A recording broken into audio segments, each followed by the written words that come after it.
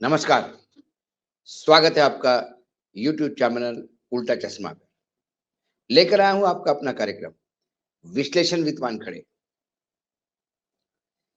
जैसी सरकार वैसी एजेंसियाँ। सरकार हवा में बात करती है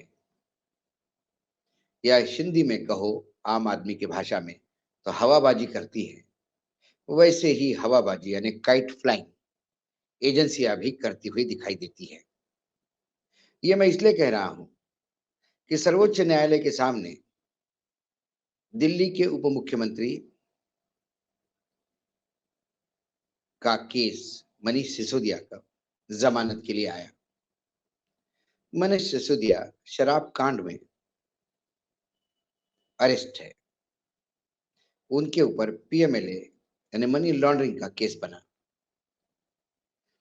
लोअर कोर्ट ने जमानत नहीं दी, हाई कोर्ट ने रगड़ा, जमानत नहीं दी। वो कई महीनों से जेल में है। उन्होंने अपना मंत्री पद भी त्याग दिया।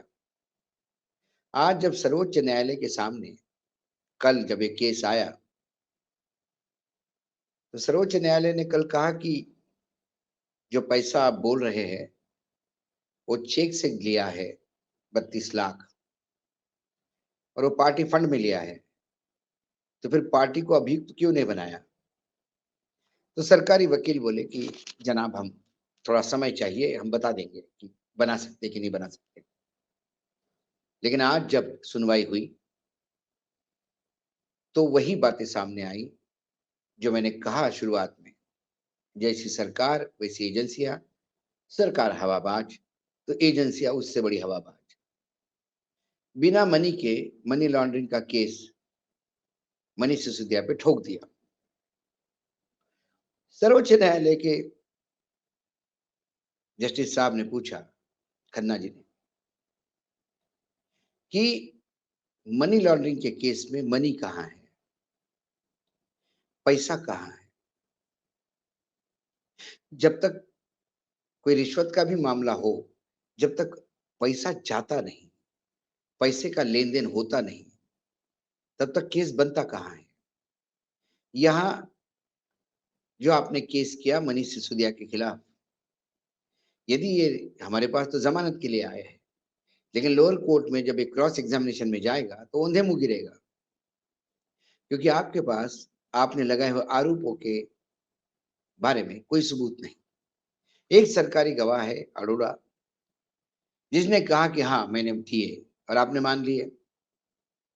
पैसे है किधर, उसका ट्रेल कहाँ है। आप कहते हैं कि 100 करोड़ गोवा चुनाव में, तो मनीष सिसोदिया के पास पैसा कहाँ है। अभियुक्त तो मनीष सिसोदिया है। पैसा किसी और के पोजीशन में, किसी और के लिए खर्चा किया, किसी और को मिला। आरोपी मनीष सिसोदिया, ये कैसे हो सकता है। तो सरकारी वकील कहे कि साहब ये उस प्रोसेस में थे। उन्होंने कहा प्रोसेस में थे तो गुनहगार कैसे हो गए। ये कोई अगवा किया या किडनैपिंग का केस तो नहीं है। ये किडनैपिंग में पैसा के लेन देन, फिरौती के लेन देन नहीं हुई तो भी केस बनता है, क्योंकि kidnapping itself is a crime. लेकिन कोई सरकार पॉलिसी बनाती है, गलत या सही हो सकती है, सरकार अपने हिसाब से पॉलिसी बनाती है। जब भी सरकार पॉलिसी बनाती है, कुछ लोगों का फायदा होता है, कुछ लोगों का नुकसान होता है। जिन लोगों का नुकसान होता है वो प्रेशर ग्रुप बनाते हैं, लॉबिंग करते हैं। यदि आप कहें कि प्रेशर ग्रुप होने ही नहीं चाहिए, लॉबिंग होनी ही नहीं चाहिए, तो सरकार कोई नई नीति लाएगी ही नहीं, पुरानी नीतियों के ही साथ चलती रहेगी। उन्होंने एक्साइज नीति एक्साइज मंत्री होने के नाते पास की।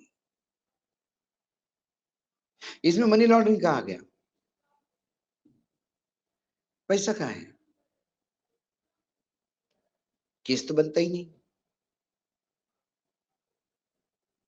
नहीं, ये लोग बड़े शातिर होते हैं, कई लोग आगे रखते हैं और पैसे का लेन देन ऐसा होता है, प्रूव करना मुश्किल होता है। तो बोले फिर एजेंसी ईडी किसका नाम है। या आप करिए,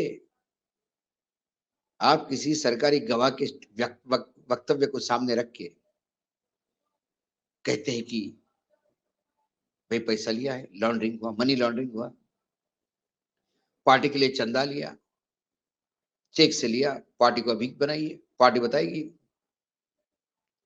सर्वोच्च न्यायालय के न्यायाधीश ने जब पार्टी को अभियुक्त बनाया, क्यों नहीं बनाया ये बोला, तो ईडी बैकफुट पे आई है।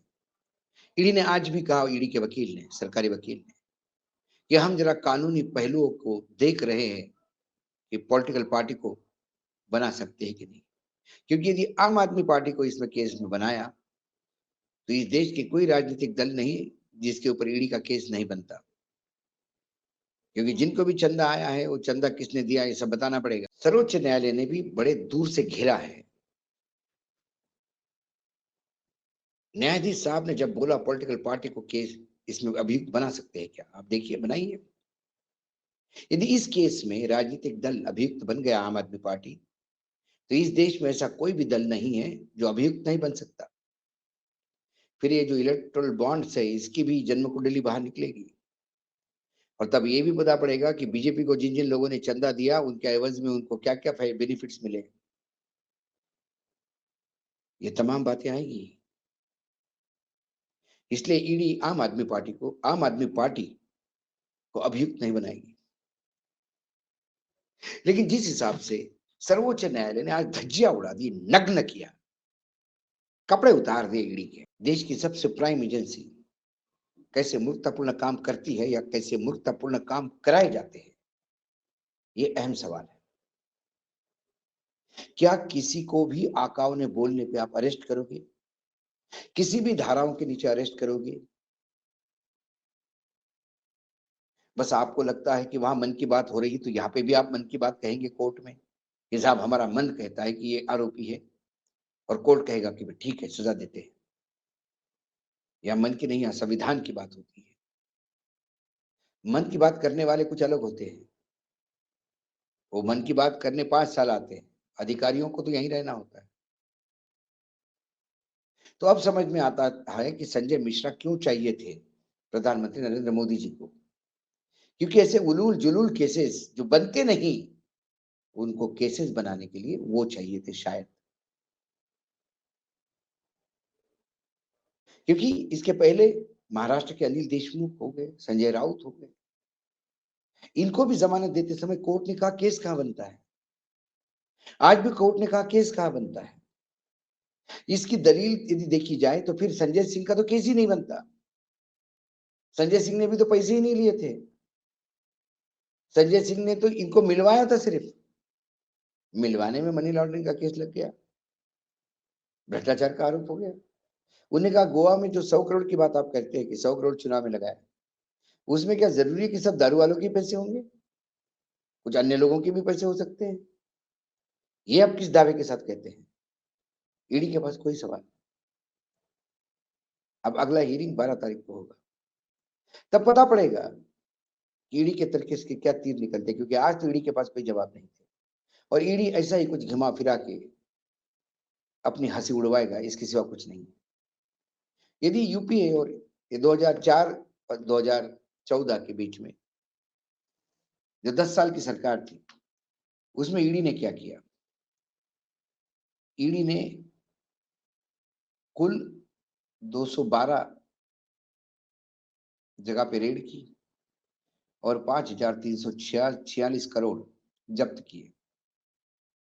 2014 से 2022 में 5,010 दबिशें दी गई।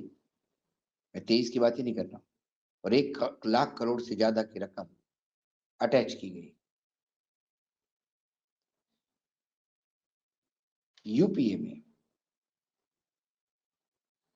26 राजनीतिक नेताओं को घेरा गया, उनमें से 14 विपक्ष के थे, 53%। वर्तमान सरकार ने, मोदी सरकार में 121 नेताओं को घेरा गया, उसमें 115 विपक्ष के हैं और 95 जो है 95% विपक्ष को टारगेट किया गया। सीबीआई का भी ऐसा ही है। यूपीए के दौरान 4 से 10 14 के दौरान 72 नेताओं पे सीबीआई ने इंक्वायरी की, उसमें से 43 यानी 60% विपक्ष के थे मोदी जी के समय 124 नेताओं के ऊपर दबिश दी, उनमें से 118 यानी 95% यहां पर भी विपक्ष के हैं। ईडी का ट्रैक रिकॉर्ड क्या है? 2001 से 2020 तक 1700 दबिश दी है, रेड की है। उनमें 1596 जांचें करी और इनमें से सिर्फ 9 दोषी पाए गए, और जो दोषी पाए गए वो बहुत ही छोटे किस्म के केसेस है, हाई प्रोफाइल नहीं है। ये ईडी का अपना चेहरा है। कुल मिलाकर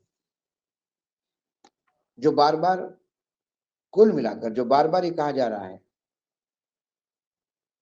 कि ईडी, सीबीआई और इनकम टैक्स का दुरुपयोग होता है, और खासकर चुनाव के समय, ये बार बार सर्वोच्च न्यायालय और विभिन्न न्यायालयों की टिप्पणियों से रेखांकित होता है। कल तो न्यायालय ने टिप्पणी के बजाय एक बिल्डर के केस में निर्देश दिए, और इससे ज्यादा दुर्भाग्य नहीं। अमृतकाल में 75 साल देश की आजादी के बाद, और मोदी जी जैसे दबंग प्रधानमंत्री होने के बाद, यदि सर्वोच्च न्यायालय को, ईडी को ये बताना होगा, निर्देश देने होंगे कि आप ईमानदारी से, ट्रांसपेरेंसी के साथ, निष्पक्षता के साथ और किसी के साथ भी बदले की भावना न रखते हुए कार्यवाही करती है।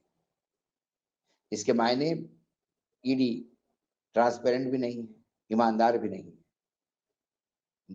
पक्षपाती है और बदले की भावना से काम करती है। बदला लेना होता है आकाओं को, ईडी को तो बस छू कर देते हैं। 12 तारीख को लगता है कि बेल हो जाएगी, और संजय सिंह का केस तो वैसे ही वॉश आउट होने वाला है। लेकिन मोटी चमड़ी है ईडी की, उन्हें कोई फर्क नहीं पड़ता ना सरकार को। जब सर्वोच्च न्यायालय ये सवाल पे सवाल दाग रहे थे, लपड़ पे लपड़ पड़ रहे थे, ईडी के कपड़े उतर रहे थे, उसी समय ईडी की जांच बंगाल में ममता के किसी मंत्री के खिलाफ,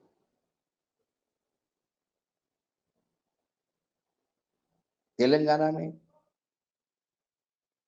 एक बीआरएस के एमएलए के खिलाफ, और इनकम टैक्स का प्रकोप स्टैलिन के नजदीकी एक सांसद के खिलाफ आज सुबह शुरू हुआ। वर्तमान सरकार 2024 में अपने रणनीति के तहत चुनाव नहीं लड़ेगी, अपनी उपलब्धियों पे चुनाव नहीं लड़ेगी। वो चुनाव लड़ेगी इनकम टैक्स, सीबीआई और ईडी की मदद से। ये बार बार रेखांकित हो रहा है। आज इतना ही, कल फिर आता हूं किसी विषय के साथ। तब तक के लिए नमस्कार। देखते रहिएगा यूट्यूब चैनल उल्टा चश्मा।